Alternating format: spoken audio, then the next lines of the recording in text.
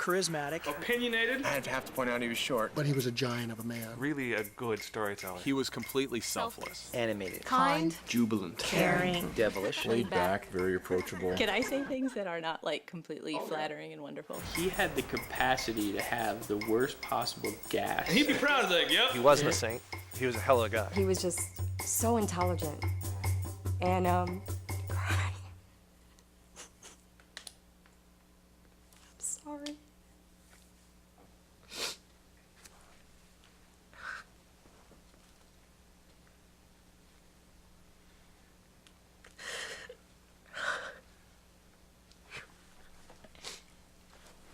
I'm sad.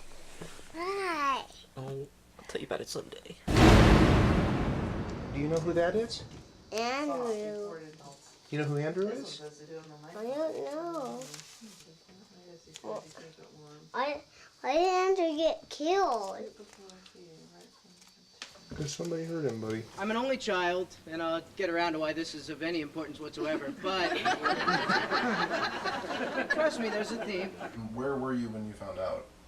Melanie, who's on the front desk, calls back and says, Kate, there's a policeman from Sunnyvale on the line for you. Do you want to talk to him? And I said, oh, yeah, put it through to the office. Are you Kathleen Bagby? I said, yes. I've got a message here from Pennsylvania. You're to call this number. It's the coroner's office. You've got bad news. I said, is my son dead? And he said, I can't tell you that, madam. He said, but you've got terrible news. I dialed this number that he'd given me, and it was a man, an irate man. The coroner's office was closed down. There's nothing he could do about it. You'd have to call back tomorrow morning. I called back to the Sunnyvale police station, so he gave me another number, and then I got through to Sergeant Krulak, and he said, your son is dead under suspicious circumstances. Have you got any idea why he was in the park? I said, my son is dead. Murdered? He said yes. And then I called David. And I said to him, Andrew's dead. And he said no. And I heard him throw the phone. I called Sergeant Krulak back and I said, you know, we're coming. And he said, well, that's good. Through that flight, we thought we'd go get Andrew and bring him back to California and get everything organized, whatever, and then kill ourselves, because no point going on. That was the first plan. Obviously, we didn't do that. And then she gave me the list to call, and we start calling. I came home, and there was a message. I was walking home. It was Tuesday morning. I was Doing something. I was in the living room on the couch. How many people got a kick in the head from this? You know, everybody always says, well, what would be the difference if one person weren't alive? Words. We went into Mary Carey's office. I was actually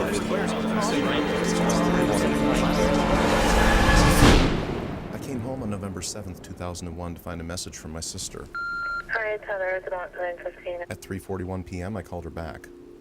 She told me to sit down.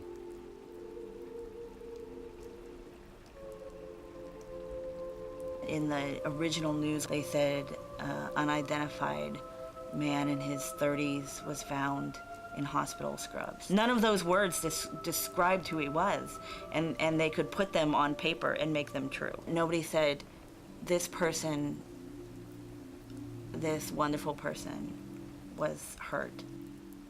We met in first grade at St. Andrew's School in Saratoga, California, and I soon came to think of him as my closest friend. It was here, in the San Jose Bay Area, scattered across the suburbs that make up Silicon Valley, that we all grew up. There was Chris. Do I remember how I met Andrew? It was second grade. And Matt. I can say without shame that we bathed together. Michelle. He was the first friend I made my first day of school. John. We met the first day of class because of our names, Atkinson and Bagby. Olivier. We talked for about 20-30 minutes, and I realized, wow, this guy's pretty cool. Heather. Oh, I'm sure you got to hear things I didn't get to hear. Between the two of us, we might actually be able to put together a half-decent story. And there was me. My name's Kurt, and I'm a filmmaker. I'm Kurt Kenny, and I play Indiana Jones. He appeared in every movie I made growing up. We made a movie! He loved playing bad guys. Shut up! Jeff, it's cocaine. A's, huh? You must be a smart boy. And having a free pass to smoke and swear in front of his parents. I will fuck you up! Kiss my ass, you son of a bitch! Christ! Start the fucking car and get out of here! Fuck you! Fuck all you fucking people! I did not say that F word. I'm sorry. Which was probably kind of a cool release for a kid who made Eagle Scout by age 15. Mrs. Bagby, having watched it where Andrew was running around yelling and screaming, And it went, I can't really remember being... oh, that's not my son. Perhaps you have a different idea that I got all upset about it. I don't know. Not my son. And eventually I even got them in on the act. Son of a bitch, you little shit! You're a pain in the arse. You little bastard! Does that give you the right to go yelling about your penis on the air? It wasn't always fun and games. Son of a bitch! Oh, Jesus! Did I actually hit you? I didn't hurt your hand, did I? Yes, but don't worry about it. And if you knee me in the balls again, I'm gonna kill you. And I know I drove him nuts sometimes. Could you do that one more time? One more time. Okay, one more time. One more time. I want to see that one more time. That was perfect. Famous one more time line. Asshole. If I hear him saying one more time, I'm gonna wring his neck. Jesus Christ, Kurt, what do you want? I mean, No, I'm just getting... But despite it all, he always supported me. Kurt, another winner. Yes. Oh my God, what are you trying to do? This man... Give our genius a heart attack? None of that. What, do we kiss now, or what? He even invested in my first feature film while he was working to save for medical school. Everything was perfect. I don't know what happened.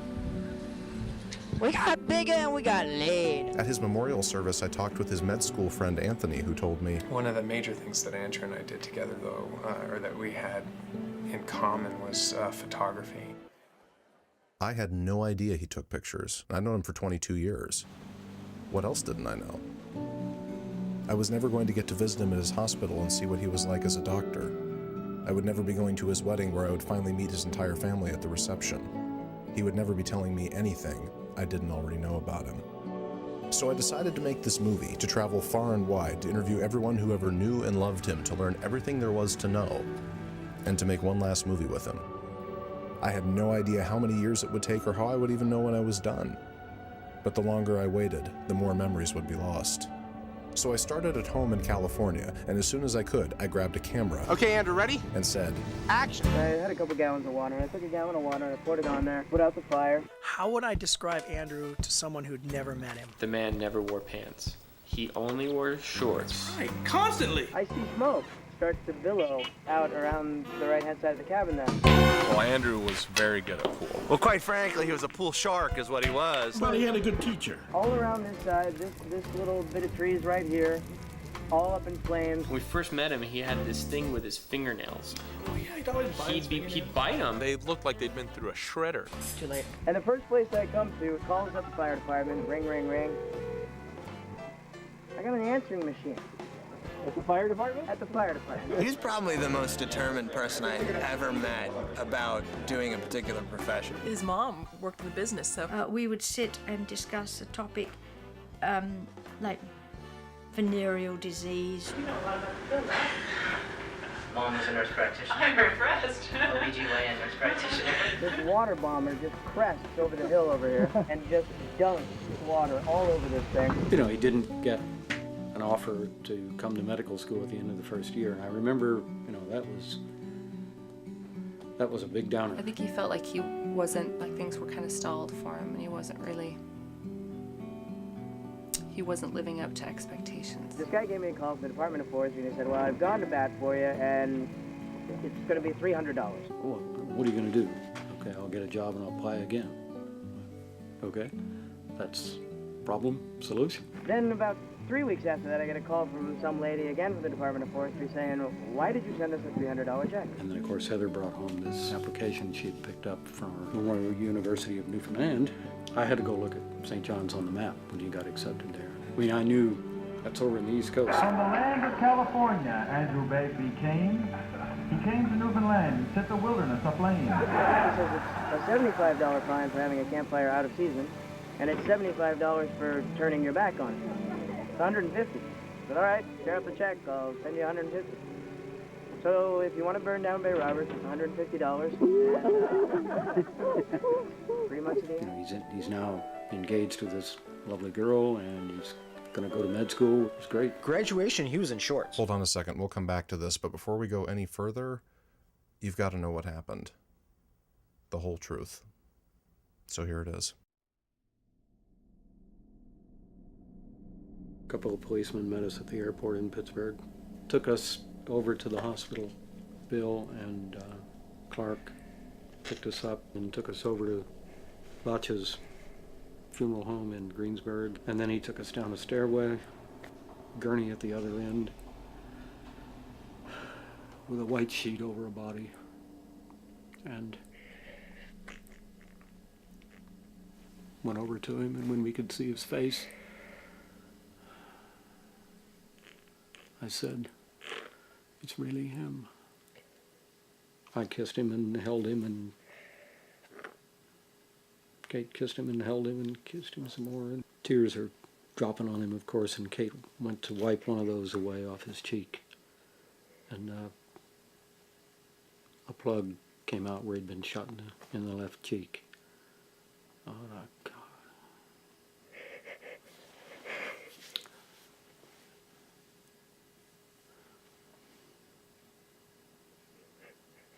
She pushed it back in and cried some more. After that, I lost it, and I just ran outside and screamed. I was so fucking mad I couldn't see straight. God damn it, I hated it. I've never hated like that. Didn't even know who I hated. Didn't know who it was then. Just knew that somebody purposely put him there. Whoever that is a monster.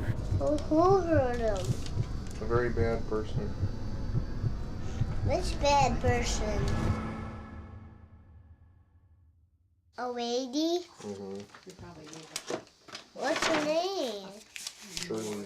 Yeah, Shirley? I bought 2 of the chocolate. Because Martin Why said she make killed him? Is this Dr. Turner?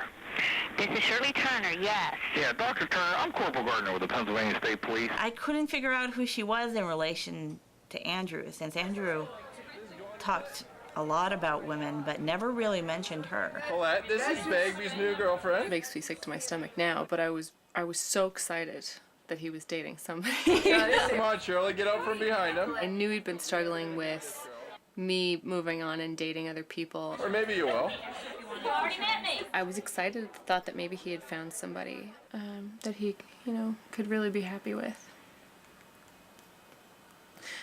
But that turned out that way. We went to the same medical school. You went to the same medical school? Yeah, in Newfoundland. Oh, is that right? Canada? Yeah. Can't you recognize my accent? Did you know her? Yeah. Do you remember when they started dating, or? She just kind of appeared, and then she was there all the time, all of a sudden. And just didn't seem suited for him. Did you describe yourself as boyfriend and girlfriend? Well, no, not really. They did say that there was considerable age difference. And then the second time I heard him talk about it, he actually fessed to the age difference. And I was like, holy shit. I'm 40 and he's 28. Shirley's got 3 kids. Woo! All my kids have a different last name from me, twice divorced, so. Oh, okay. Me, I always had to give him a hard time, so I teased him about nailing grandma. And she seemed so incongruous with who I would picture him with. A person like that isn't just like completely normal and then one day they become a psycho, I mean, there had to be some signs. She'd just be really inappropriate with things, poor taste things that she would say. She was always making kind of sexually inappropriate comments. But never threatening. We never thought of her as being threatening, but just something was a little off. Something wasn't right. She started calling me on a regular basis. She talked forever, crude things about their intimate relationship. But I thought it was kind of odd when I met her that she was not practicing. She had finished residency for quite some time, and yet she was having trouble getting her credentials. Nobody said anything because we all respected Andrew. And if he wasn't putting the pieces together or something, it just makes me think he was just not caring. He was likely 4,000 miles away from where he wanted to be for the rest of his life. He had had a very difficult, kind of heartbreaking type of situation with Heather. Whatever happened with their breakup really kind of devastated him and just left him vulnerable to someone like Shirley. Andrew, you can do a lot better. So, oh, no, I really can't. He'd poke fun at himself he all would. the time. He'd always... He'd say he's a short, portly little fella. Yeah. I'm dressed like I am now, not looking all that pretty. No comment, please. You don't need to go out with a woman because you can't think you can do better. It was a comfort, and in Newfoundland, it was somebody to be around, and he enjoyed it. We didn't really have a commitment or, big future plan or anything like that. We do date other people. Oh, it's just a senior year thing. After graduation, he came back to the U.S. to do a surgery residency in Syracuse, New York, and he was miserable. He hated it. Shirley also decided to move to the States to practice. You're in Omaha, right? Actually, no. I'm in Council Bluffs, which is in Iowa. We were not very aware of his year in Syracuse, what a problem she became to him there. And we just had this, long distance, get together when you can. It was a real hard year for him. There was really no time for anything. And the fact that there was this somebody that was making a lot of effort to maintain a relationship with the man represented something else besides the misery that it sounded like his internship was hard for him to pass up. He pretty quickly realized that surgery wasn't for him and switched to a family practice residency in Latrobe, Pennsylvania in July of 2001, and he loved it. He said, you finally find that thing that you know is your niche. It's worth everything in the world. And he now wanted her to go away. He did not invite her to Matt's Yeah, wedding. and she thought she was going to be coming. She thought just she was already gonna had be- it arranged. The morning of the wedding, Andrew's cell phone started ringing. And he'd answer it, and it's Shirley. A minute or two later, it'd ring again, and it's her again. Andrew got more and more upset with her. What is your fucking problem? And he clicked off the phone, and she left 30 some odd messages on his phone. We are very close. I understand. His phone in his house rang like 30 times, then his cell phone rang 30 times. He's like, oh, it's her, I don't want to talk with her. We love each other. Okay. Apparently, Andrew had already asked Shirley to accompany him to Carl and Marcy's wedding, October 20th, before July. He had broken up with her a month before in his mind. It sounds so easy, but it's hard when you're a genuine person who cares. He didn't know how to be a son of a bitch because he wasn't a son of a bitch. Shirley had been really like all over Andrew, just acting possessive of him. I said, Andrew, hey, do you want something to drink? And she said, there you go, hitting on the best man. So my jaw dropped. It had to. I remember going. On the afternoon of Saturday, November 3rd, 2001, he broke up with Shirley once and for all over lunch at the airport in Latrobe, Pennsylvania. Then he put her on a plane back to her place in Council Bluffs, Iowa, 1,000 miles away.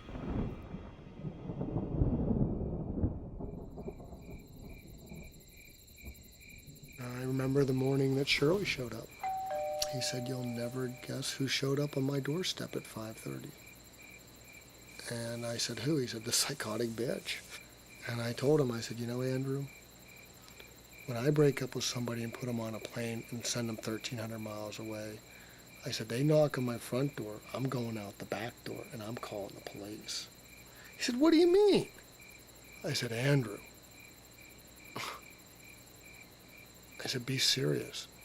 Nobody drives 16 hours after you've just broken up with them. I said, do not meet her in private. He said, what can happen? And he said, I'm going to need to catch up with you, and we're going to have to do some serious talking. Well, I said, bring some beer. I only live a block away. I said, when do you think you'll be done? He said, well, it's 4:30 now. Meeting her at 6. 7:30, I'll be at your house. Things people should know about Andrew. He was never late. And you know what? When Andrew didn't show up at 7:30, I knew something was very wrong. And when I went back down at 9 o'clock and didn't see his car there, I knew something was wrong. Let me tell you the events of the day. Andrew didn't show up for morning report. Morning report ended around 8 o'clock. I went down to my office. I called Andrew's house. Hi, you reached Andrew Bagby. Please leave a message at the tone. Thank you. Hey, Bags, this is Clark. Just called to say hello and see where you're at. I'm going to stop by your house here in about 5 minutes and meet you just out the door. Called his cell phone, Andrew, where are you at? No answer in either one. As I recall, we're getting pretty close to 9 o'clock in the morning, and Rhonda and I and some of the residents are starting to get a little nervous. But I remember Bill coming in and standing in front of the television and telling us. One of the ER docs turned to me and said, you know, they found a body in scrubs out at Keystone Park. Dead silence fell over, a heaviness like I've never felt. And eventually almost everyone was congregated there just waiting for more news. Rhonda got the call, and she said to me, they need you in Mr. Clark's office right now. And I remember my heart pounding, going up damn near a sprint. I opened the door, and I remember seeing 3 Pennsylvania State Police troopers in uniform sitting in the room. And I said, you're here to tell me about Andrew Bagby, aren't you? They asked for us to all to gather in the conference room, and they closed the door. He cleared his throat. He just walked right up to the podium, and he said, Andrew Bagby is dead. And I said, well, you don't have to look far. They're like, what do you mean? Is this involving Andrew at all, or? Yeah, I'm afraid it is. I said, this woman was in town. She was here. I have to tell you that Andrew is dead. Are you sure? Yes, ma'am, I am. I'm absolutely sure. I said, find her, and I think you'll find who did this. His parents don't even know, do they? Oh, my God, you can't tell us over the phone. Are you sure that she's with his dad? A summary of the evidence against Shirley Turner. He was found on the morning of Tuesday, November 6th, laying behind his car in a parking lot at Keystone State Park in Derry Township, Pennsylvania. A man walking through Keystone Park at 6:10 p.m. the previous evening, November 5th, had seen his black Toyota Corolla parked next to an SUV. This was 10 minutes after he told Clark he was going to meet Shirley. Meeting her at 6. Shirley drove a Toyota RAV4 SUV. He was shot 5 times. In the face, the chest, twice in the buttocks, and in the back of the head. He also received a blunt trauma to the back of the head. That didn't sound random. That sounded like rage and vengeance. The ammunition used was CCI .22 caliber bullets. There were 6 spent casings and 1 live round on the ground beside him. Shirley owned a Phoenix Arms .22 caliber handgun. I'm not going to kid you, Doctor. I know. I'm interested in the gun. And you just bought the gun, right? Not too long ago? Yeah, well, I have it for protection. Yeah, I can understand that. I'm just and I wanted to know for safety. And I thought the instruction was a good thing. I agree. She had 3 lessons with a firearms instructor who said that at her last lesson, she was using CCI .22 caliber ammunition, and her gun malfunctioned and would sometimes eject live rounds onto the ground. Would you be willing to turn the gun into your local police department so they could get it to us to let us look at it? Yes. Then she said, no, I can't find it. It's either in my closet or my bedroom, or it's in the car. Then she said, I gave the gun to Andrew. She claimed she was homesick all day on Monday, November 5th. I mean, even though I was homesick at 7. When did you last Clark home? I think it was Sunday, and I'm not going to lie to you. I mean, The cell phone records show that a phone call was made here, here, here, and here. But while she claims to be home in bed, she's making cell phone calls from Chicago, Illinois at 7:08 and 7:10 p.m. on Sunday, November 4th. Then another from South Bend, Indiana at 10:19 p.m. that night. Then another from Pittsburgh, Pennsylvania at 8:07 a.m. the next morning, November 5th, the day he was killed. She logged onto eBay that morning from his computer at his house. And back again. At 11:26 p.m. that night, she makes another call from Cleveland, Ohio, clearly on her way home this time. Then another call from Stuart, Iowa at 9:48 a.m. the next morning, Tuesday, November 6th. Then another once she got home to Council Bluffs. And this one's to him. Hey, Andrew, it's me. I thought I might catch you home lunchtime, but I guess you're around. See, anyway, just thought I'd say hi. Haven't talked to you in the past couple of days. Love you. Bye. But when she realized that she couldn't possibly be sick in bed when she'd been caught making cell phone calls from Pennsylvania and back, she changed her story again. Then she said, I gave the gun to Andrew in the parking lot, and I saw him put it in his trunk. You know, I've tried to be as honest as I can remember. Even now, I guess I'm racking my brain for dates. Where was I here and there? Because I didn't expect I had to come up with all of this. And that clearly shows if she did this, she planned it. She is a manipulative, deceitful planner of a murder. And I'm not going to lie to you. I mean, In order to prove her whereabouts when she made these phone calls, each individual cell tower along her 16-hour drive had to be manually checked, which was a process that took almost 2 weeks. While the police were uncovering this crucial piece of evidence, Shirley left the United States for her home in St. John's, Newfoundland. We were absolutely helpless for the whole time we were in Latrobe after this initial nightmare. The other residents and Andrew's, they're Andrew's friends now, came in, sat with us, brought us meals. They had a sign-up sheet at the hospital to bring us a dinner and sit and cry with us and listen to us and cry some more. Great people. I mean, the whole hospital grieved. It was profound. Just picture the masses that just came out for that. From memorials in Newfoundland to California to England To St. Louis. to Latrobe. I'm so proud to say that I love him so very much. I know I'd be happy if I had 1/10 of people who care 1/2 about me as much as I did Andrew. All of us, I mean, just to name a few, Michelle, Chris, Matt, John, Heather, we all grew up under your roof. And in one way or another, you raised all of us. And we are your children. We still do have children here, and we do love you. I want you to remember that every single night when you're going to sleep and every single day when you're waking up. Well, I know at the point that we had the memorial service, she was back in Canada. Actually, she was there at the memorial service that we had She here. broke down crying during the service and sobbing really loud. And, you know, I wonder if it was all just for a show. And then fear at that point for, you know, Heather's safety because She came up and sort of butted one of my friends out beside me and said just awful things. And obviously, I cared a lot more about him than he ever cared about me, and I definitely wasn't important in his life. Got an email from Shirley a horrible scathing email. It was all basically I was nothing and she was everything. How wonderful their love was and how that'll never die now. To try to lure her back to the United States, Shirley was invited to the memorial service in California, but she didn't take the bait. So finally, she was charged. She was arrested in St. John's, Newfoundland on December 12, 2001, and was let go on bail the very same day. Then this flight risk, it seemed to me common sense that if she isn't in the jurisdiction where they want her, she's fled. Crown Prosecutor Mike Madden did not even argue against her release on bail and instead entered the courtroom with an agreement already in place for her release. Pending the next hearing in the extradition process to the United States, all Justice David Russell required Shirley to do was post $75,000 in sureties. $65,000 of this was posted by her personal psychiatrist, but I'll come back to him. Turn in her passports, sign in once a week at the local police station, promise not to leave Newfoundland, and avoid contact with these people. And with that, the government of Canada let a probable premeditated first-degree murderer walk the streets. I thought it was crazy. Should never be. Should never have been. No, I thought it was insane. Who the hell is the system protecting? I could not believe this was happening. But the most unbelievable part was when we found out about you. Kurt, this is Matt Odinger. I just got a call from Mrs. Bagby. The abbreviated version is, what's her bucket, that bitch, held a press conference and announced that she's 4 months pregnant with Andrew's baby. They can't prove it until the child's born.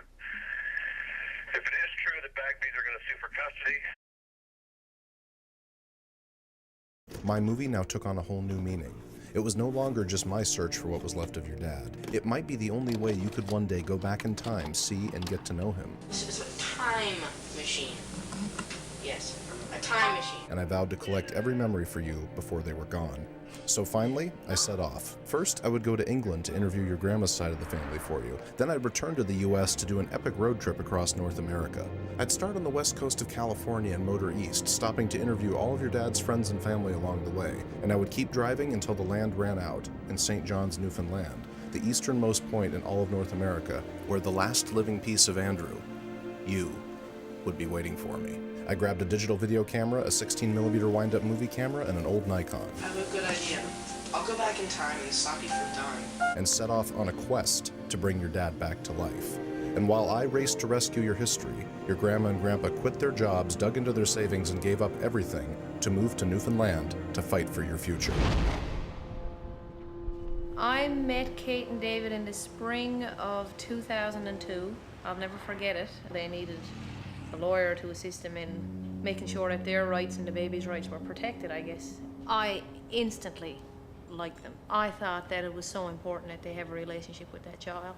Our lawyer, Jackie, went to see Betty Day, an administrator, is somewhere in the hierarchy of Child Protective Services, and told her that we, the Bagbys, are concerned about the safety of the baby because the mother is accused of a premeditated murder. To me, I thought they were very emotionally intelligent in how they were bearing up under all of this incredible stress. And, you know, that was a Sunday afternoon. The next morning they had to sit in the courtroom and look at her.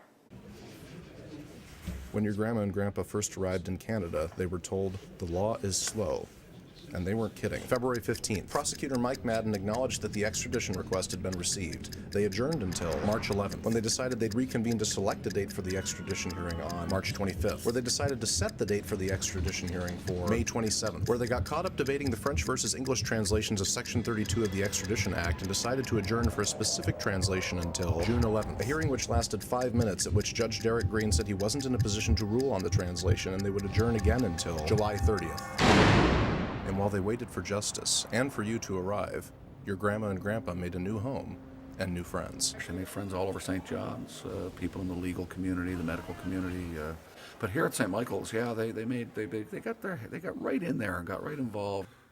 It seems like they've always been here. Basically, they have more friends in Newfoundland now than we do. Well, it's a very small province. You know, the landmass is as big as, well, maybe not quite as big as California, but not far off. And yet we only have 530,000 population scattered over that landmass. You can't go anywhere in St. John's without running into somebody you know. I mean, it's the oldest city in North America. It's a very safe place, I think. The big drawback against living here is getting out of here. The weather here is terrible. The weather is awful. We have 8 months of winter and 4 months of bad weather. And the other very consistent thing that I hear is that the people are so friendly. How would you describe them to someone who'd never met them before? Do you have an hour? I was hoping you would ask me about Kate and David, who are very Young at heart. Childish. That's not the right word. He's an engineer in the truest sense of the word. The guy likes Pintos, okay? Logical, does things in steps, logical steps. Comparing Andrew as a teenager and Dave as a teenager, they're almost twins. He's an older model. It was wonderful. Wonderful. He always calls you mate. His father does. Mate. How you doing, mate? And Kate calls you love. Oh, I thought she was feisty. Like a little ball of fire. She's so tiny, and then big things come out of her. It's great that she's on your side because she'll always stand up for what she believes in and those that she loves. They're a rare pair. They were from the start. In itself, it's quite a story, their marriage, you know. I was going to come here, for the 2 years, and I was going on to Australia for 2 years, work my way around the world, and then I was going back to Devon. And I wasn't going to get married because that was not on my list of things to do at all. I was in the Navy, stationed on an aircraft carrier, the Hornet, in Long Beach, California. The guy came into the shop one day, ET electronics shop, and said he had 2 English nurses who wanted to go to Disney. We were too cheap to pay the fare. Yeah, 2 cheap English nurses. And I took the little one and left him with the tall one. And they didn't work out so well, but we did. We went out 13 times in the first 2 weeks. And he could quote Shakespeare, by the way, so I knew it was all right. 5 months later, I'm married. So we moved down to San Diego and started working on a baby, but nothing happened. We tried to get pregnant for a year, 2 years, with no result. At some point, they mentioned that they might adopt. And then, it was, it was like a miracle. Coming to St. Louis and sleeping in my mother's bedroom seemed to make people pregnant. And then, of course, Andrew didn't come. He was 2 weeks late. Things people should know about Andrew. He was never late.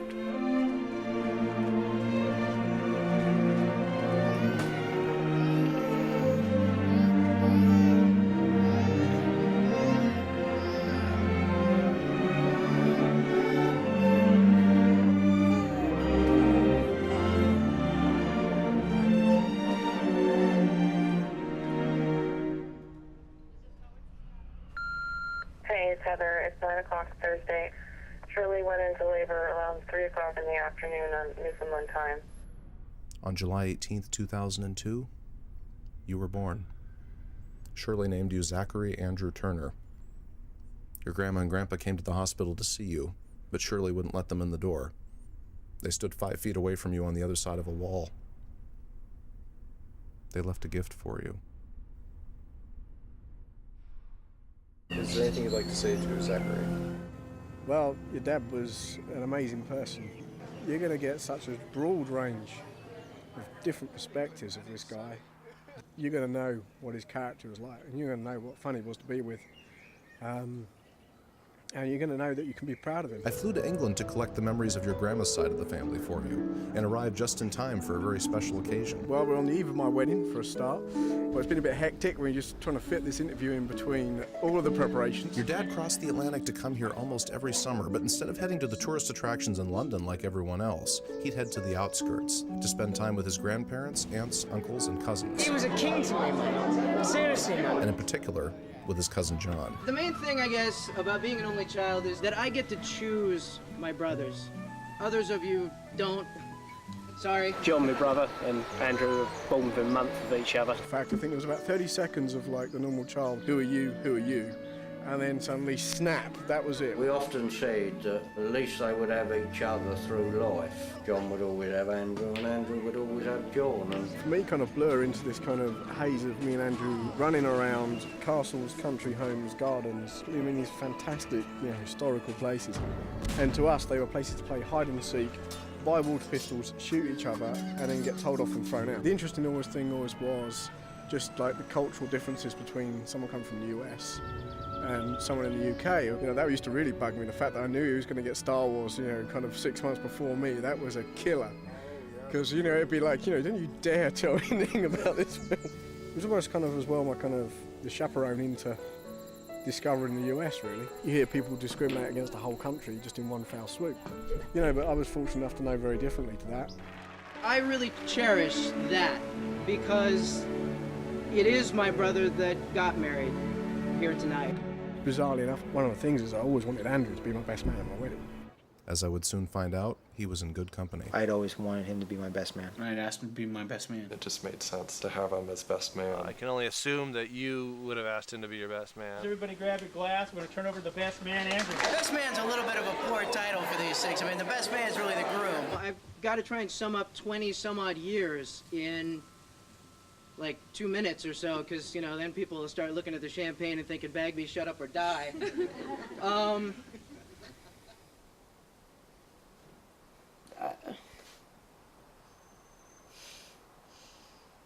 I miss him a lot.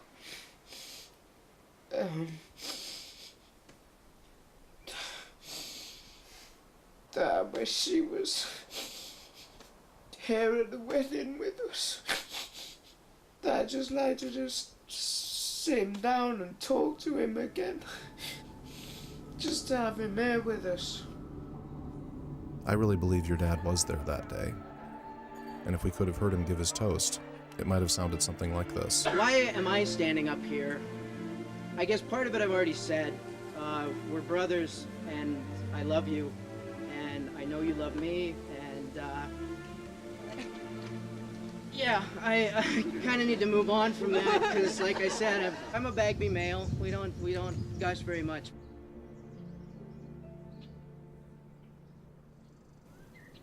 Made me realise that it doesn't matter where you come from. You can meet someone and literally within minutes, you can be closer than someone you've known for 20 years. Someone who maybe just end up then as a friend for the rest of your life. And last question, is there anything you'd like to say to Zachary? Zachary. Right. I hope to see you soon, Zachary, anyway.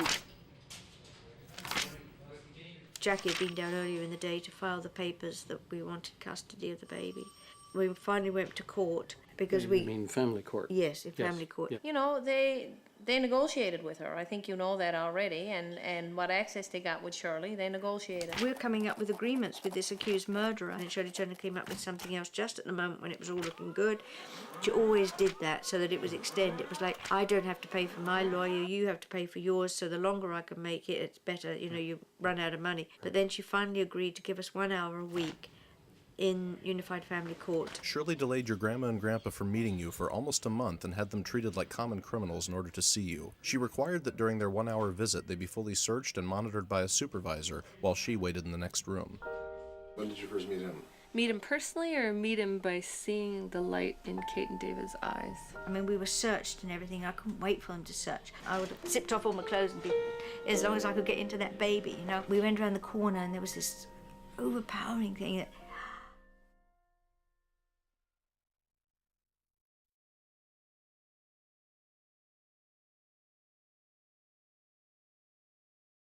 I want to see that one more time. That was perfect.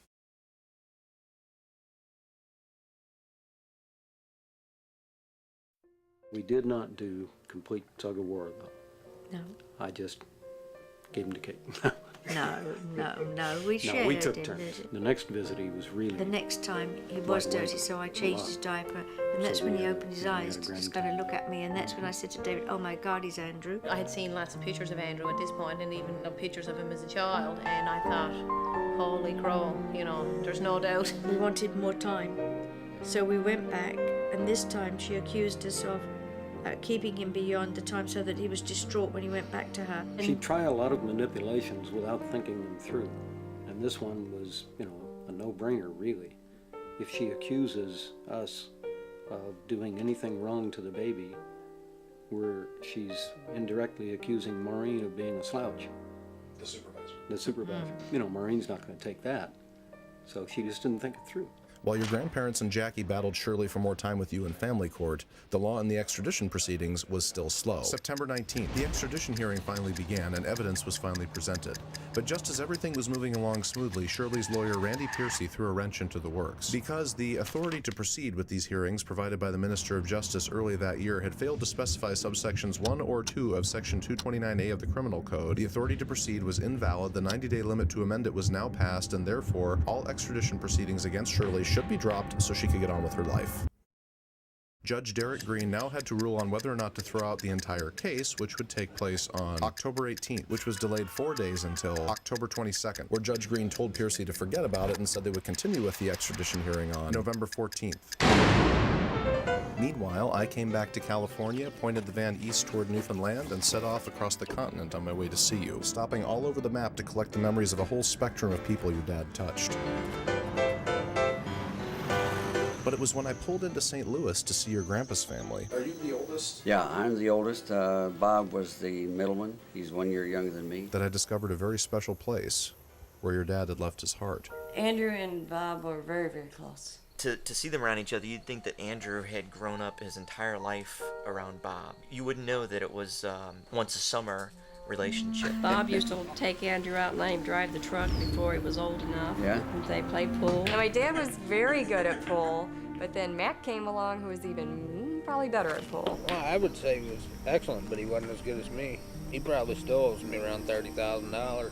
Okay, Mac is my daughter Rhonda's first husband. I don't know, they just clicked. I mean, they just clicked. I can't explain why or anything, but that... Automatically my little brother. That's the way I looked at it. So. We just become friends. Yeah, this is our clubhouse that me and Bob had. And he used to love to come down here. And as soon as he'd hit town, we'd come down here and we'd just stay for days. Dave and Katie and them would come out, always have big barbecue or fish fry. Get the John boat and head up the river. He was captain. Me and Bob got to the point where we didn't even think about who was going to drive the boat. And Andrew was At nighttime, they'd stack up hot logs and build a bonfire, and we'd buy fireworks. It was beautiful because it was real dark That's out really there. stupid me checking to see if you're hurt when you're going to be a damn doctor. You ought to know yourself. I said if you're smart, you'd be a gynecologist. Doctor came into the room and said he had bad news. He said that the cancer had spread to his bones and to his liver. Bob looked at him and said, I want the truth. He said 3 to 6 months. I mean, I can come down here anytime I want. I just don't have time anymore, really.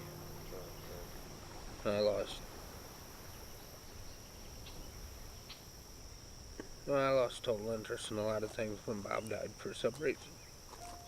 I know it was hard on Andrew, too. But he wrote me a little letter. Bob was very proud of him. Imagine him and Andrew are laughing at me right now. Those assholes.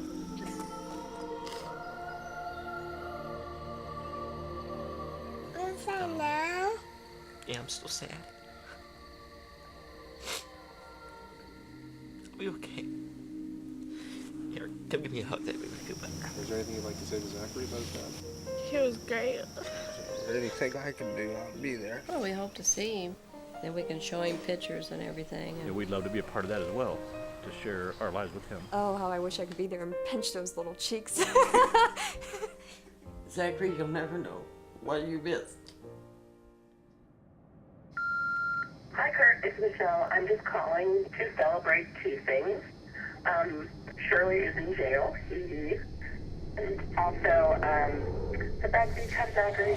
On November 14th, 2002, Judge Derek Green declared that a properly instructed jury could likely find Shirley guilty and ordered her incarcerated in the Clarenville Correctional Center for Women, awaiting a decision from the Minister of Justice to surrender her to the United States. She always seemed to know exactly when to turn nice. And it was a pretty obvious time to turn nice. Suddenly, Shirley turned around and gave your grandma and grandpa custody of you for as long as she was in prison. We could stop in and see him whenever we liked, and we did.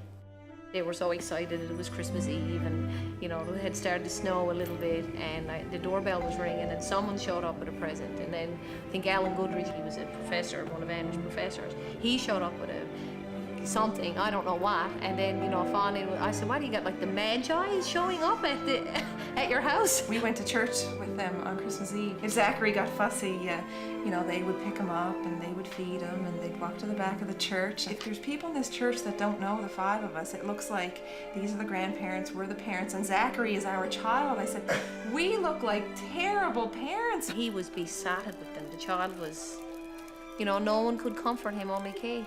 They were so happy. But it wasn't all sweetness and light. You came with strings attached. The reason we reached consent, and the reason she reached consent, is if you reach consent, you have some control. We accept a phone call a day from jail to talk about Zachary. Which the bringing him up. foster home would have done anyway, see? This is Alliant Telecom. You have a collect call from Shirley. You may press 1 now to accept the charge. Thank you. Hello? Hi. Yeah, hi. Are you babysitting? Just got up. He's a little bleary-eyed, but there you go, boss. Hi, sweetheart. Zachary, how is our baby today? Oh, my! Are you having a good day with Grandmama and Granddad? Zachary, I love you, baby. Mommy loves you. Mommy misses you. Christmas is coming, and you're getting all ready for Christmas. I hate every time I call you, I have to ask you guys a favor, but you're not supposed to know. This is a surprise. Surprise for you from Zachary. I don't know what to get Zachary. Some of those frames, even at the dollar stores, will say, there'll be little sayings on them. Like if you want to say Mommy and Daddy on a frame and stick a picture of me and Andrew in it. I don't know. Or, you know, Mommy with Baby. What about the one of me and Andrew? Did you have anywhere to put that? Or Not yet. Not yet. Do you feel all right about putting that up? Not quite yet. Yes, okay. Now, I want to ask you, how's Kate doing? I thought about her all night. I wrote her a long letter last night to try and make her feel better. I think, you know, I got to say it again. Yeah. The details are too touchy for us to do like this. I think our lawyers should hammer them out. It's almost amazing to me how well you guys are taking care of him the way I would be taking care of him. Even Randy Pierce, he was like, Shirley, are you sure you can trust these people? And I said, yes, I am. He said, do you really believe they love the child? I said, yes, as much as I do. We'd bring him up to the prison for a weekly visit. That you would have from 2 to 4, and then again from 5 to 7. That was astounding.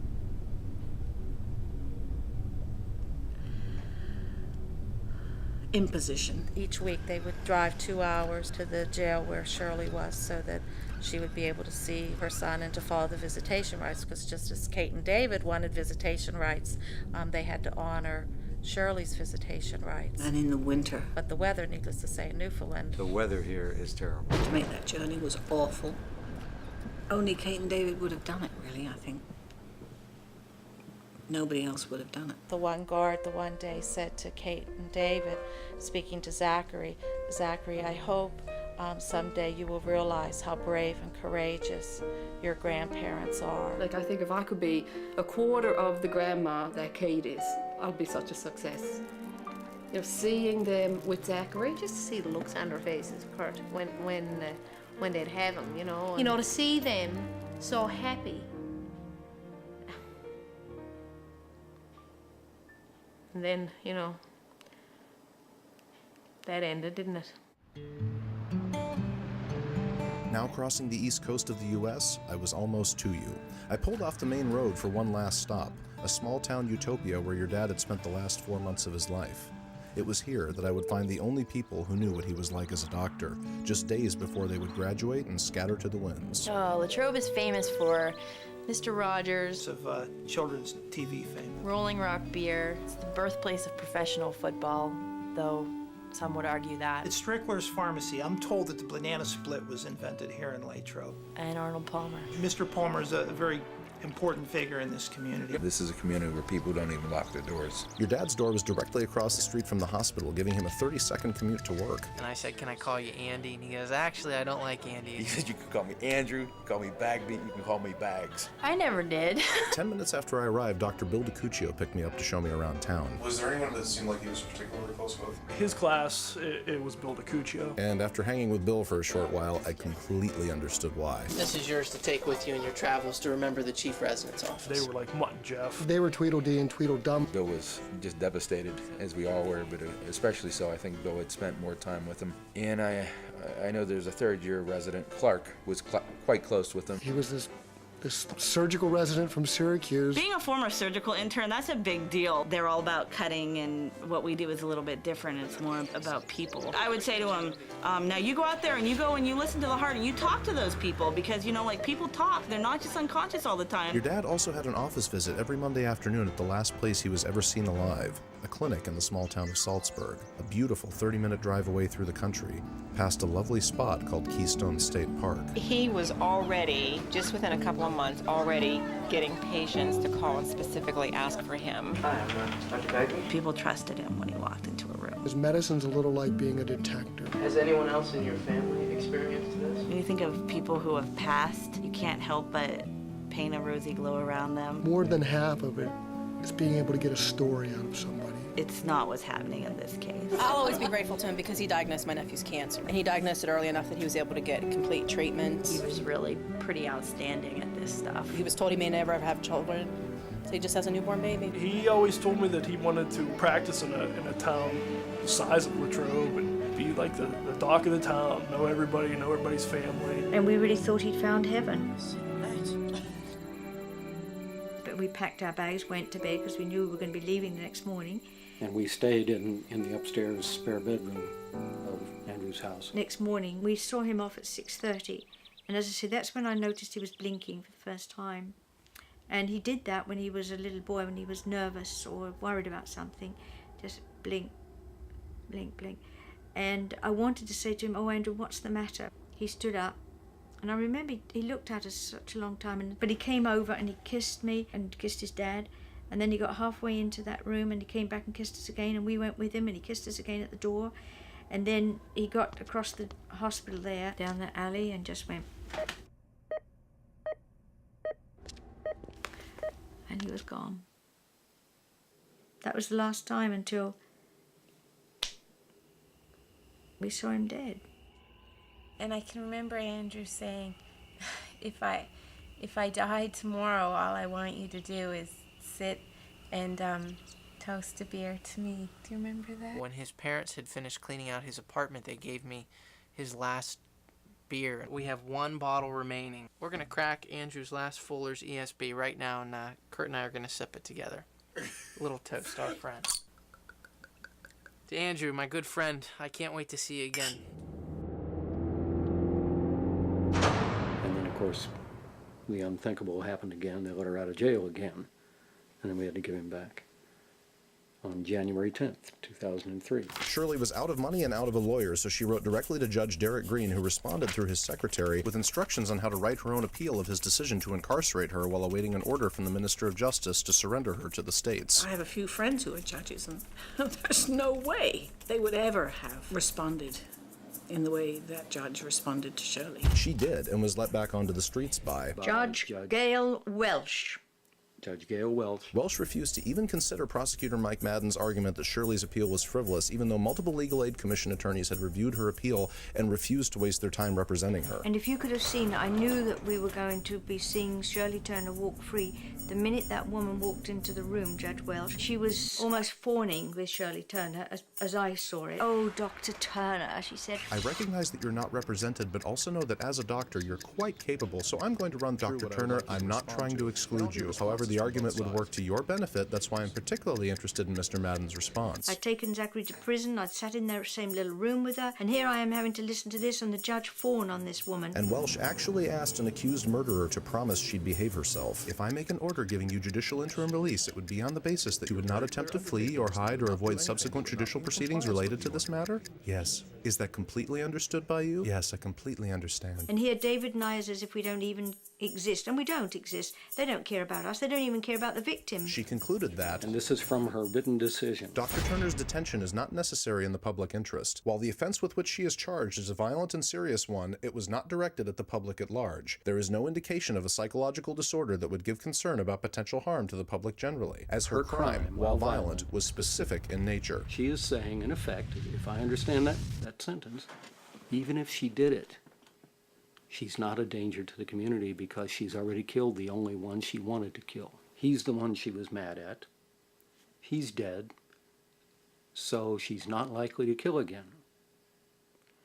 And I find that logic absolutely atrocious. Most of us do not kill people who anger us. We go kick a door, scream and shout. Some of us throw a punch, but we don't set them up and kill them. You have here a human being who thinks they have the right to kill other people who anger them.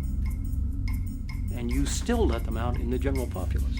I find that appalling. She was again let go on $75,000 in sureties, not one penny of which had to be paid. And with that, the government of Canada let a probable premeditated first-degree murderer walk the streets. Again. And they gave you back to her. And after that, things got really weird. I don't think it's a good idea for us to meet unsupervised. Okay. We went and wrote another consent order, and we agreed to a schedule of visits with like 3 or 4 hours, 3 times a week, and an overnight every 2 weeks. We got them to let us have more contact with Shirley in order to Pass him back and forwards, pass the otherwise we baby never back could have and done it. Hello? Hello, Shirley. Hi. David. Yeah. How's Zachary? He's good? I'd like to confirm tomorrow morning's 9 o'clock visit. Because we'd have always had to arrange for a third party, and then that third party would be not available, and that we saw that we'd never get visits with the baby because you could always find a reason that there was nobody there, you know? I'll be there at 9 to pick him up, okay? Thinking, could we switch it to Tuesday? Like, kind of do it that way, do you know what I mean? Instead of having 2 days in a row. So this evolved into us actually spending a great deal of time with Shirley Turner. So it's not like I need you guys, like it's, you know, it's going to be a big deal to me if I don't have you to babysit. In order to be around Zachary. I don't want to just like totally cut Kate out of the babysitting game, right? And she's a good babysitter, I think. And what I can tell. What kind of things did you do? Go to the mall. Go to the movies, swimming lessons we took him to. Sunday is like, we do the Easter egg hunt and we go to church. She came here, bold as brass, coming to be in our face kind of thing. It's just lucky we're all the same religion. I mean, that's just the way it turned out, really. I had enormous fears for them. I had fear that Shirley would go for them. Basically, I just want your word that I'm going to know where he's at, like any babysitter, you know. And they didn't seem to be worried for themselves. In fact, they said they weren't. You know, if you're going to take him and you were to say, Shirley, we're going to run out and do this, is it okay? So that if... But at this point, that they didn't care. Because I know you wouldn't be worried if we disappeared for a couple of days or whatever, right? Can you describe what that process was like for you? I know he's there, right? Oh, yeah, he definitely is in the other room. Disgusting. Oh, disgusting. There has been, I guess, a lot of uncomfortable feeling on both our parts. I would really like for you and Kate to reconsider getting some help with that. But going up to the door, I mean... I was really upset when you took him today because I feel like I did today. You saw him at Unified Family Court. Having to be with her. I don't know if he's okay with you. I know you're not going to hurt him, but I don't know what you're saying to him. It's just nauseating. Look, we will do what is best for Zachary. We will not hurt Zachary, period. You understand?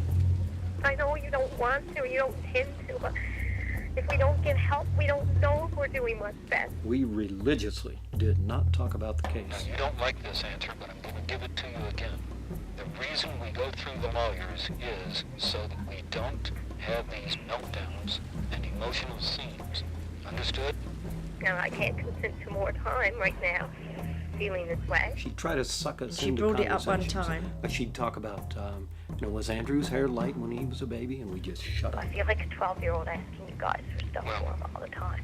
We have it. We're quite willing to buy anything he needs. If he needs a coat right now, let's go buy a coat right now and get on with it. I thought it was like being at war. I want to work and I want to pay for everything for him. Nobody wants to do it, but you got to do it. And he needs milk in another day or so, and I don't have the money. And he needs Pampers in another day or so. And So, facing this bitch. I can tell you this much, Shirley.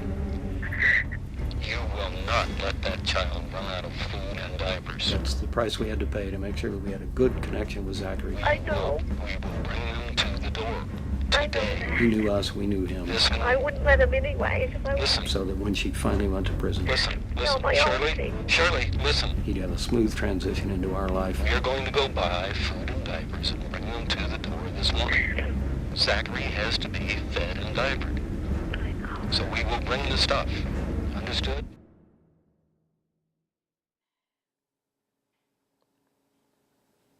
I just feel awe about that. I can't, I don't know how they did it, Kurt. I don't know how they did it, but I know why they did it.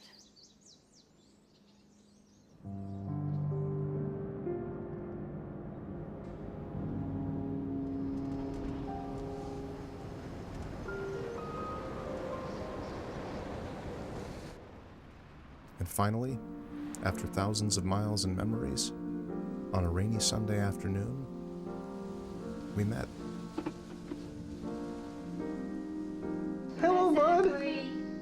Hello.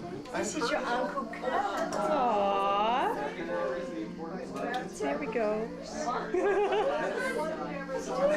You know your daddy from when he was a little boy. Yeah. Is there anything you would like to say to Zachary? Oh, wow. Without tearing up here, First of all, I saw your pictures. And you are a very cute kid, and you look exactly like Andrew. Definitely the cheeky Andrew face, definitely. Zachary, you're a lucky little boy. And you're an unfortunate little boy. Your father, who you'll never know, was such an amazing guy. And he touched so many people in such a short period of time. It's not just a bunch of stories. He was a real person. Quite frankly, don't let anybody lie to you. Wouldn't eat anything green until he went away to college. Zachary is asleep in the other room. He's spending the night. And you're an unfortunate little boy because you're more than likely to grow up without your biological father or your biological mother. But with a little bit of luck, you'll get to grow up with Andrew's parents. And let me tell you this, they did the most amazing job. You couldn't ask for two better people. Grandma loves you, yes she does. Granddad loves you, yes he does. Daddy loves you, yes he does. Uncle Kurt's here and he loves you too. We all love you all we can. Darling, darling little man. And so from that perspective, you're the luckiest little boy in the world. They love you more than life itself. And if you ever need anything, I'm not far away. And know that we'll be there for you in every way that he can't be. Zach, when you're old enough and you watch this, if you ever want to talk with me personally or you want to come and see me, you have an open invitation and you should know that. And you're loved, and I love you, and I care about the person you're going to become. We love him, and we do simple things like send him books. Happy birthday. Can't wait to meet him. I hope to get the chance to meet you. Oh, I hope I'm Uncle Ken to Zachary. If you're anything like Andrew, it's going to be good. I think you'll turn out just great. This is student affairs. Are you a student? Who knows? Maybe someday you'll be applying here to the Faculty of Medicine. Does this look exciting? We're going to do an interview. Even though things started tragically, you know, he's the blessing Andrew left behind. I parked the van 2 blocks away because it was the only vehicle for miles with California plates and would give away to Shirley that I was in town. Sort of a stealth van. Exactly. If she knew, I was afraid she would find excuses to withhold you so that I couldn't see you. Every time the doorbell rang, I hid in the back bedroom as it could have been her just dropping by unannounced. Hi, David. Hi, Kate. This is Shirley. On the days we didn't have you, I discovered your dad's medical school world, met his classmates, found more footage of him for you. And finally, I found myself face to face with the thing that had set me on this journey in the first place. One of the major things that Andrew and I did together, though, or that we had in common, was photography. Sometimes we'd bring the cameras out and go around the lake or the pond and take some pictures around there. I told Andrew, I said, listen, you're gonna have to show me a few tricks or whatever and show me some of your pictures, and I'd still love to see some of the pictures that he took through medical school. I've never seen any of them.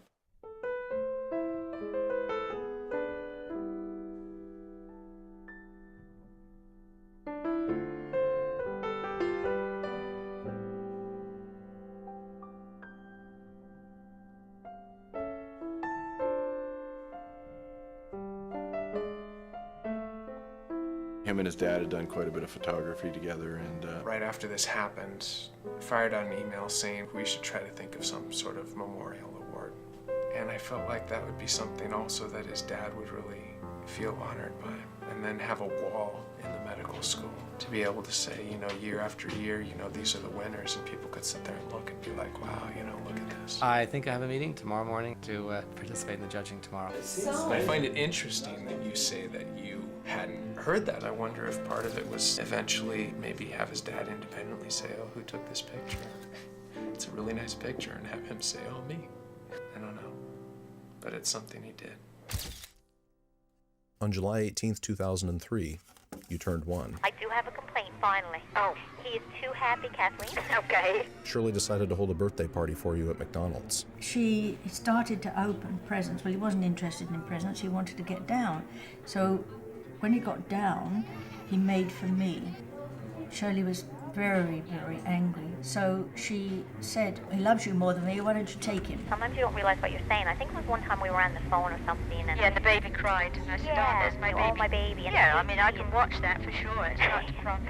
That you aren't trying to take my place. Zachary always, from the time he could choose, would choose Kate over her. That was obvious, and other people talked about it. Kate is a warm and loving mother. She was a phony mother. I love you. Mommy loves you. Yes, I do. She knew emotions, but there's no warmth in her. Zachary, I love you, baby. Mommy loves you. Mommy loves you. She said that she had kids and that she wasn't interested in living with them either. Andrew said she kind of went off to medical school and left them. And she said that they lived with their fathers, and she said that children were more trouble than they were worth. I believe she's using her own children now to manipulate the system and to make Kate and David suffer, even if she goes to jail. Fortunately, there are enough people here who are in the system, the justice system, the child protection system, that I know personally, who have told me that that will not happen. The next hearing in the extradition process was set for September 25th, your dad's 30th birthday, where she would likely be reincarcerated and at last returned to the U.S. for trial. But for now, it was time for me to go home. Do I have to say bye-bye now? Gonna say bye-bye? Bye-bye to Uncle Kurt? Gonna give him a hug? Want to have a hug? Grab him and take it. Was that funny? Was that funny? Bye-bye, sweet baby. Bye-bye, sweetie. I'll see you later, buddy. Well, you'll be a little bigger next time I see you. He had just completed the child health checks that they do. He's ahead of his time, he's doing great, he's up to par on everything, but he doesn't like to wave goodbye. Bye-bye. Bye-bye. Bye-bye. One of them said, that's fine, because, you know, he's got lots of time to learn that. Is there anything you'd like to say to Zachary? I'm hoping that I'm going to have all the opportunity to say those things to Zachary. We had been out, we came back here. There was a little card in the door from Constable Walsh saying that would we contact him. I was here. Mark and I were here. I was at my house. I was home watching the 6 o'clock MTV news, and the next thing I saw a picture of Shirley and Zachary and saying that they were missing. And I was just screaming at the top of my lungs. And I immediately fell to the floor. So I immediately went over to her apartment. We came here. So we just left and got in the car and went over Our there. vicar came by because I'll he'd never heard. forget that moment. They're gonna find them, they're gonna be okay. You're overreacting, you're going to think the worst. You know, she's probably gone for a night. My first thought was that she had left. She had taken him and run. She couldn't do that, she couldn't possibly do that. That was about 2 or 3 hours of uncertainty. The emotion was overwhelming. Because I know you would be worried if we disappeared for a couple of days or whatever, right? They called us and told us that they were doing a search of the beach out in Conception Bay South. I thought they're doing that for a reason. I had received a call. We're having a press conference on the Turner case. I went to Father Chris. I just whispered to him, I think you better stay because I think I'm going to be coming back here with some really bad news. He told me that they had found a baby. Along with an adult. I knew then that there was 2 bodies. They're working to identify the bodies, and you gotta. We came to the door and it was Jackie and Constable Walsh. When I was saying, oh my gosh, somebody's with them now trying to tell them. We went in and I told them. And what I saw after that I will never forget in my life.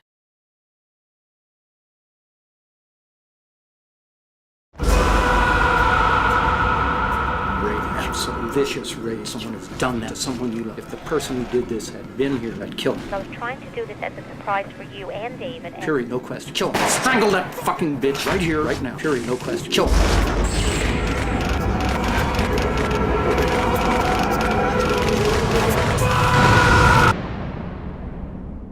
And then we went to have to identify him and we couldn't touch him because they said he was forensic. He hadn't been through the autopsy yet. There's this table and sort of white sheets up all around him, but with a white sheet over a body. You could see over the sheet clearly it was his. It was him. It's really him. And then Kate's legs quit. She just went straight to the floor. And David was lying on top of Kate on the floor. We managed to get him out. I don't know how we did it, Kurt. I don't know how I got out myself. That poor little baby. a summary of the evidence against Shirley Turner. Part 2. In July of 2003, Shirley met a man at a bar in downtown St. John's. They went out twice until his friends showed him articles on the web saying she was accused of killing her last boyfriend. He told her he didn't want to see her anymore. She then called and left over 200 messages on his phone, including one saying that she was pregnant and that he needed to step up to the plate and be a fucking man. She wasn't, as her autopsy showed. The night she killed you, she made a phony phone call from her apartment to a friend's answering machine claiming to be at this man's house with you. She took your brother TJ's car at about 11:38 that night and drove to the man's house. She got lost along the way and asked a woman for directions along this road around 12:45 a.m. She parked behind his house, left a used tampon and photos of the two of you on his property, completing her attempt to frame this man for what she was about to do, then took you down to the ocean behind his home. A night watchman in the area thought he heard a baby crying in the distance around 2:30 a.m. Shirley took her prescription for Ativan, prescribed for her by psychiatrist John Doucette, mixed it into your formula, then took some herself. The only good thing we know about this is that you were not conscious and you did not suffer. She then walked to the edge of a pier, and with you strapped to her stomach with a sweater, she jumped into the Atlantic Ocean. Mommy loves you. Yes, I do. Mommy loves you. Did you have a nice nap? What did you dream about? Mommy loves you. Mommy misses you.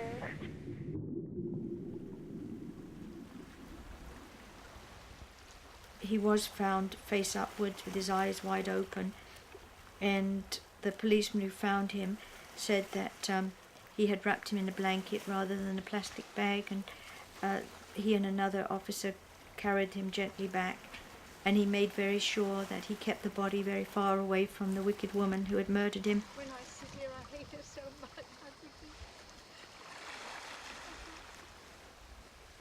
When we came here, David and I realized what Shirley Turner was. She was the devil. But people think that you're some kind of basic religious nut if you believe in the devil. I haven't prayed since Zachary died. I have some issues I have to deal with. My faith has been tested by this. It's a beautiful service. A real tribute to the little boy. Oh, I don't know how many people were here, probably 300 or 400 people, maybe more. I don't recall. I've never seen a coffin so small before. They shouldn't have them that size. He was in his little suit that he'd had to take the pictures taken in, I think. What went in it? What went in it? His little ball, and I don't remember if she put a truck in. Lots of kisses and hugs and tears went in it.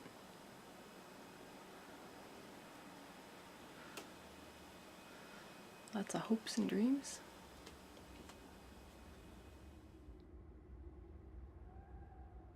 Your grandma and grandpa went back to England and spread your ashes with your dad's. They went back to St. Louis and spread your ashes with your dad's. And I didn't go with him. Andrew wanted to be cremated. Oh, yes. Yes. What bothers Kate is that she did not go with him to the crematorium he and went stay with from him right to the end. He went from the funeral home to the crematorium all alone, in plastic bags, with only his head sticking out. Come on, Kate. You wouldn't care about that. That's why we went right up to the oven doors with Zachary.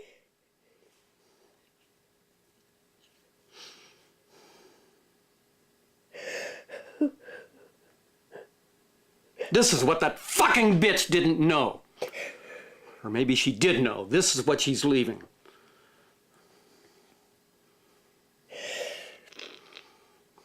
Maybe she did know. If she thought about it at all, she didn't give a good goddamn. And this is what I hate her for. I hate her for a lot of things.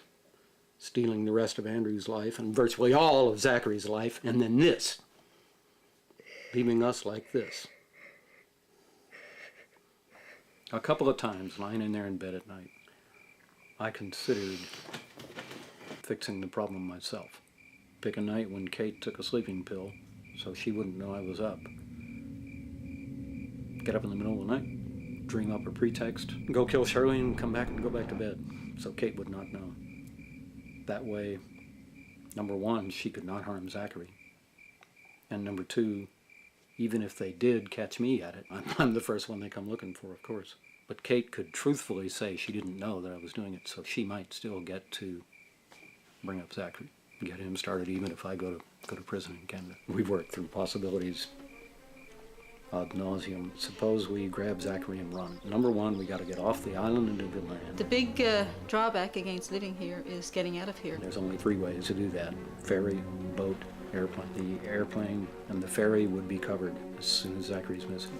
We'd have to hire a boat somehow, which means you take in a third party to the crime of kidnapping. We can't go home. We cannot ever identify ourselves as ourselves. Have cash only stashed all around the country. Zachary will never be allowed to know his family, our friends. So that path, big risk with a horrible life. So that's out. Legal approaches we might have taken. Invent something. File affidavits saying, you know, Shirley slipped one night and we were around and said a threat of some kind that might get her incarcerated. But that would just be our word against hers. The best shot we had at keeping Zachary alive was I kill her myself. Other than doing that, I can think of no other way to save Zachary from that bitch. Huh. There's a logic in it. But I didn't do it because I trusted government to do its job. Government is supposed to stop that, so I don't have to do it personally. In this case, they didn't even get her off the street, and they even gave her a baby to look after. My understanding is that proper protocols were followed. I have asked my officials did ask them some time ago to follow up with the board to see, in fact, that everything, all the proper protocols had been adhered to. They were gambling Zachary's life. They were gambling the lives of anyone in the general population that Shirley came in contact with. We, the vast majority of good people who don't kill people, are stuck. We got nowhere to go. We figured we'd hold a press conference and try to push for changes in law. So the morning that we had scheduled the press conference, I was in the shower and Kate came in with the phone. It's Jackie. She says we can't hold the press conference. Technically, there's still a press ban in place. I said, fuck them. If they're going to lock me up for talking while the murderers walk around free, just fuck them. We believe that Shirley Turner bears 100% of the responsibility for the murder of our son, Andrew. We believe that the legal system helped her to kill our grandson, Zachary. When Shirley Turner was formally charged and escaped to Canada, we naively thought she would be sent back to Pennsylvania within a few weeks at the most. When we learned that she was out on bail under an order from Justice David Russell, we were numb. Good afternoon, Judge Russell's office. I'm a documentary filmmaker. I'm doing a documentary about the Zachary Turner case and was curious. All he might have done one time was probably a bail review. Is that what you're calling about? Yeah, it was December 12th, 2001, actually, yeah. Okay. Judge Russell is sorry, but he won't be able to be interviewed in connection with that matter. Crown Prosecutor Mike Madden didn't even argue against her release on bail that day and instead entered the courtroom with an agreement already in place for her release. Mike Madden speaking. I'm a documentary filmmaker. I was a friend of Andrew Bagby. Yes. Wondering if you would be interested in possibly being interviewed for... No, I don't think so. Not one penny of her bail sureties had to be paid by anyone who signed, nor did they have to show proof of ability to pay. No money's put up, no money at all, it's useless. Yeah, they could have put 20 cents or $20 million. Wouldn't have made any difference. A psychiatrist put up the 65, and that's another issue altogether. Hi, you've reached Dr. Doucette's office. Please leave your name, telephone number, and a brief message. Hi, I'm calling for Dr. Doucette. My call was not returned. Time. We thought it was all about time. Each step in the extradition process, each incomprehensible delay, 4 weeks, 6 weeks, over and over again, there was another knife in our guts. The law is slow, they told us, and it was. Our lawyer, Jackie, went to see Betty Day, an administrator somewhere in the hierarchy of Child Protective Services, and told her that we are concerned about the safety of the baby because the mother is accused of a premeditated murder. And nothing happened. Hello, Department of Health and Community Services. Hi, I'm trying to reach Elizabeth Day. Elizabeth Day is not available. At the tone, please record your message. My call was not returned. If you were in the Family Health Services, wouldn't you want to know who this accused murderer was arranging for her baby to stay with? Nobody ever came to see us. You know, before we left Sunnyvale, we got a police report to say that we were good people. Our friends and my employer, etc., write letters that we were upright members of the community. Nobody asked us for that. We could have been convicted child molesters in California. I didn't care. Nobody would have known. She wrote directly to Judge Derek Green, who responded through his secretary with instructions on how to write her own appeal of his decision to incarcerate her. Mr. Kenny? Yes? Yeah, this is Chief Justice Green. What I did is on the record. speak for itself. Okay. Under an order from Justice Gail Welsh, Shirley Turner was released on bail again, and we went numb again, and we had to give Zachary right back into the hands of Andrew's killer. There is no indication of a psychological disorder that would give concern about potential harm to the public generally. Shirley's last boyfriend before Andrew told Pennsylvania police that Shirley attempted suicide on his front doorstep after he broke up with her and had threatened to kill him. There is no indication of a psychological disorder that would give concern about potential harm to the public generally. 8 people had restraining orders against her. There is no indication of a psychological disorder that would give concern about potential harm to the public generally. If anyone had bothered to check the jail records during her 2-month stay, the prison psychiatrist put her on suicide watch every 15 minutes. She was incredibly disruptive and even threatened to stab another inmate with a fork. There is no indication of a psychological disorder that would give concern about potential harm to the public generally, as her crime, while violent, was specific in nature. The man she was terrorizing called the police and reported Shirley, but because he didn't leave his name, no one took any actions. Her crime, while violent, was specific in nature. Andrew rejected her and she killed him. Zachary rejected her. Paid the price too. Her crime, while violent, was specific in nature. Of course the crime was specific. She didn't shoot into a crowd of people. We could not conceive how they could let a probable premeditated murderer walk the streets. Dr. Turner's detention is not necessary in the public interest. Who the hell is the system protecting? Dr. Turner's detention is not necessary in the public interest. We waited and we waited and we waited for the authorities to do their job and lock her up. We got a dead body with 5 holes in it.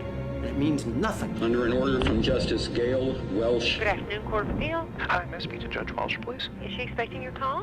Probably not, no. And now we got a second dead body that couldn't breathe through water. I just spoke with Judge Walsh and she said no. So I just want to let you know. Dr. Turner's detention is not necessary in the public interest.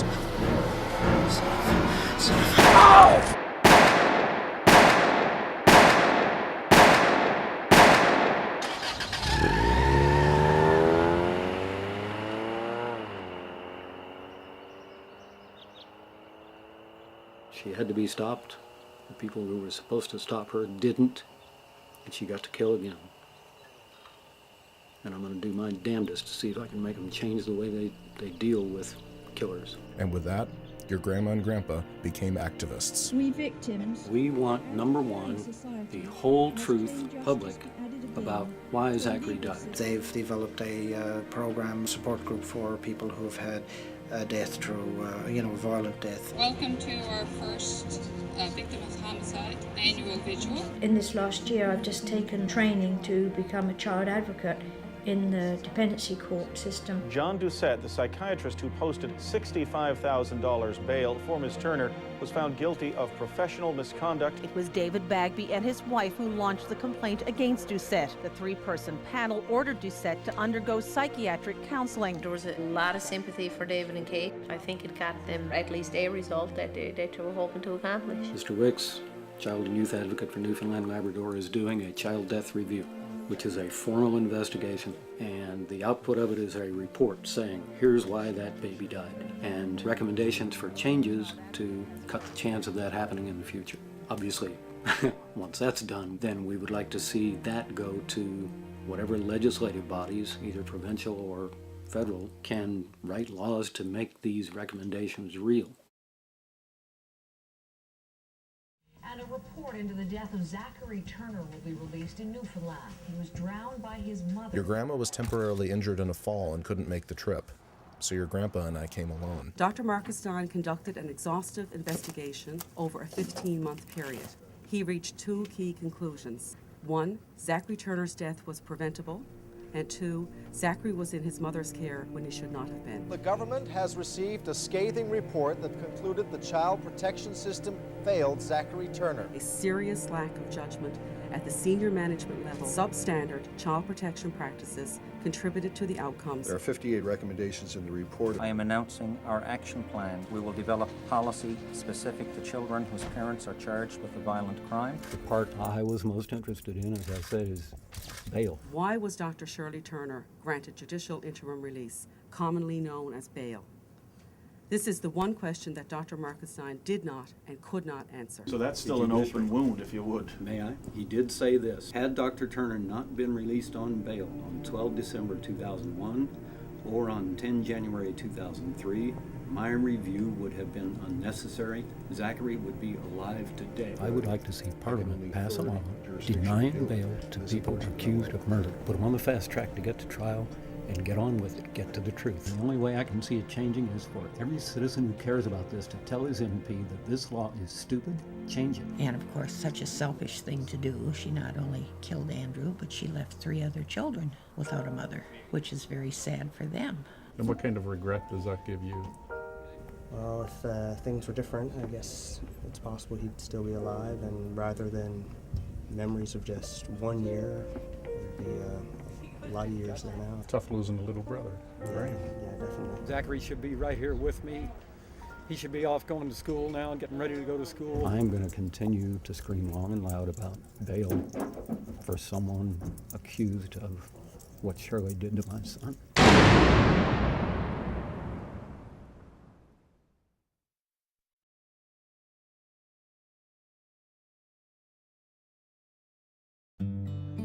I traveled the world for years looking for what was left of your dad. I'd made dozens of new friends. Dr. DiCuccio has made the trek out to California. But there was still one question I couldn't answer. How would I know when I was done? And what was I really looking for? Both as spirituality and as grief, the relocation of the other person is essential. It's interesting you should ask that. My first response was, that's not a person.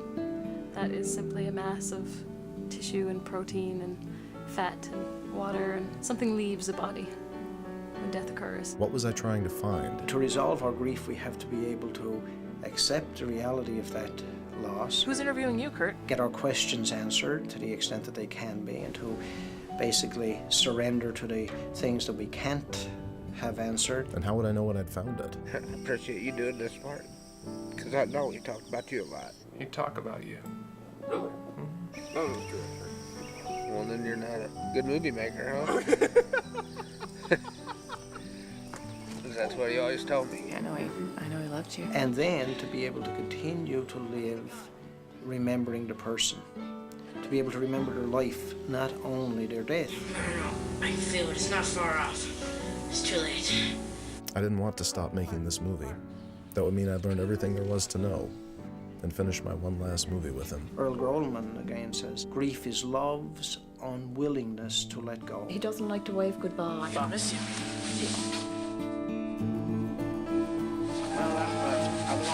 I want to see that one more time. That was perfect.